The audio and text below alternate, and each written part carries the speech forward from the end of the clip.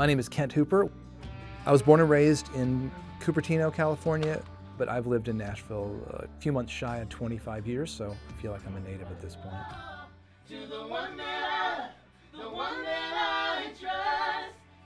A big part of my work is working for a local company called Essential Worship, and they do video shoots that happen on location at video and photo studios. We've done probably 20 of these sessions in the last couple years. This month alone, we have 3. The fly dates are always particularly fun and a little tricky because we have to work within the constraints of what you can check on an airplane, and you have to watch your baggage fees. We're not going to a commercial studio where they just have all the gear and it's all available. So I've got to know exactly how many players, what are they bringing? I got to ask the dumb questions like, are you sure the guitar has a DI? Because that would be bad if it didn't. This position is like perfect for people like me that like to kind of solve problems, like, because that's what I'm getting paid for.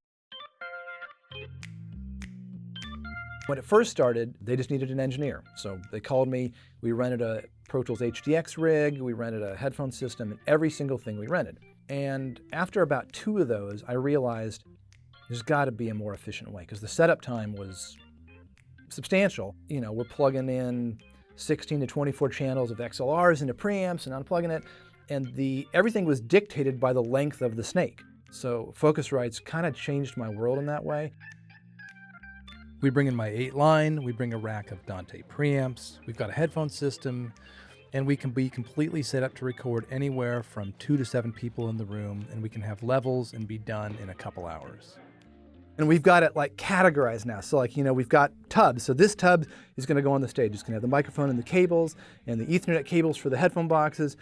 It's just like we've got it so down to a science now. One of the biggest challenges is that where we go, I think they're called CYC walls. They're just a white wall that's curved, and so that's the look of the series that we do. And the downside of that is essentially it's just a big reverb chamber.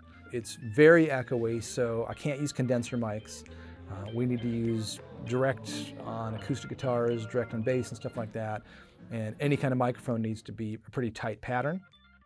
The other thing is they usually set up in a round. So I've got to be really conscious about you know, the patterns of each microphone and where we place the singers relative to the drums, but all that stuff really matters. So the setup that we bring to these sessions, going through the details. So I have a Focusrite 8-line, which is my main Thunderbolt interface into my laptop. And we bring Dante preamps. We use the MP8R, which is remote controllable in a single space, which is great for traveling. We have the ISA 828, which is my favorite sounding preamp right now. It's just fantastic. Monitoring for these sessions is completely dependent on the space that we're in. And because everything's Dante, my only limitation is the length of the Cat 6 cable. So my control room can be anywhere in the facility as long as it can reach with the Cat 6. Before the R1, I would have a talkback mic in my makeshift control room to make sure I could talk to the talent and let them know that we're rolling and stuff like that. With the R1, it's got 4 different talkback routings. So when we do a shoot now, I've got a talkback to the band with the individual headphone boxes. I've got one routed for the label. I've got a talkback to the video crew. I'm using the R1 as my main headphone amplifier, and it's a really powerful, strong, good sounding headphone amp. I feel like my role is kind of like threefold. Like, I gotta capture good stuff, obviously. I need to get good stuff to tape. I gotta make sure I'm doing what the label wants, but I think almost above that, I need to create the environment that the artists are like so happy. There's no gear problems, there's no tech challenges, and their headphones are always great. So many people coming out of college don't put enough stock in how important it is for the headphone mix to be great. Because if the artist is happy, you're gonna get something good. What we're doing is really what's done on a big scale. So like for a big TV shoot, but we're really doing all of that in a portable rig with 2 of us. Everybody's got their own headphone box and they can all make their own mix, so they're taking care of that, and I'm having to make sure that I'm sending, you know, the right level of reverb to the guys, make sure the artists are happy. And then I'm working on the mix, being creative, and then my assistant's doing the quality control, and he can also record at the same time, so if anything ever happened with my computer, audio is still rolling and we have a safety.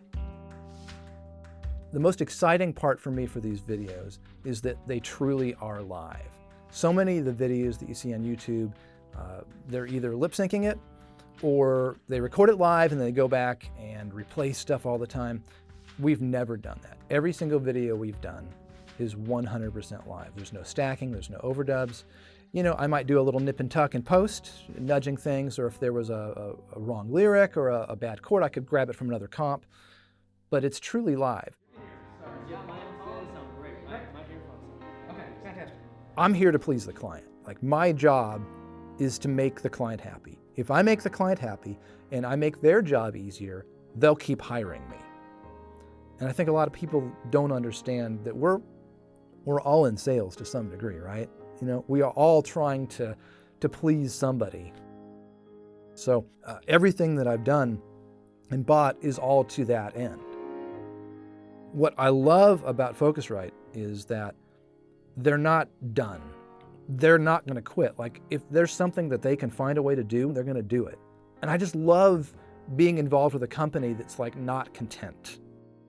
The same way I'm trying to please my client, I feel like Focusrite's trying to do that for their clients. I still wake up every Monday like just ready to work. I love what I do. I love how the learning never stops.